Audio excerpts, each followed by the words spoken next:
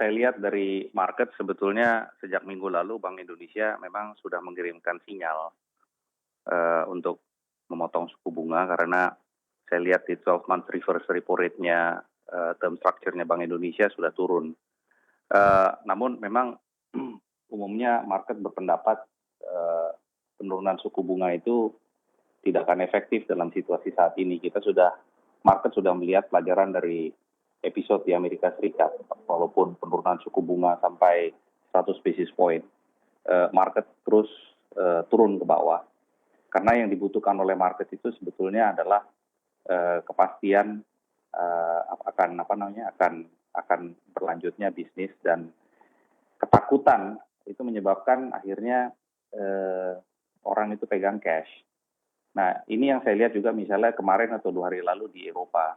Tren sebetulnya kan sebelumnya kan adalah yield di bond market itu kan turun, tapi kemudian tiba-tiba terjadi spike di bond market Eropa, dan itu terjadi karena orang-orang di sana butuh cash.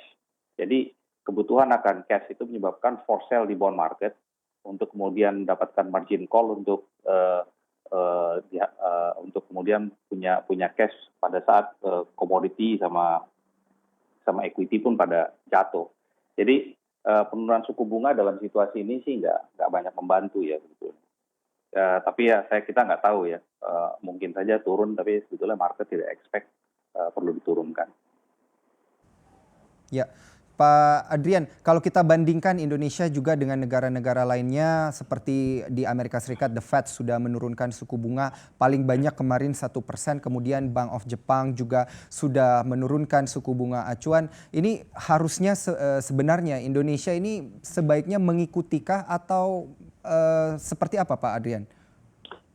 Ini pertanyaan sih mungkin lebih kepada filosofis ya, karena sebetulnya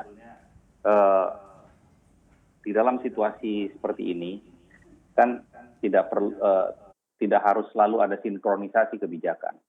Memang itu pertanyaan juga sih dari banyak orang. Apakah kalau misalnya terjadi sinkronisasi kebijakan moneter, artinya kalau di developed market itu turun lalu emerging market juga turun, apakah situasi akan lebih baik?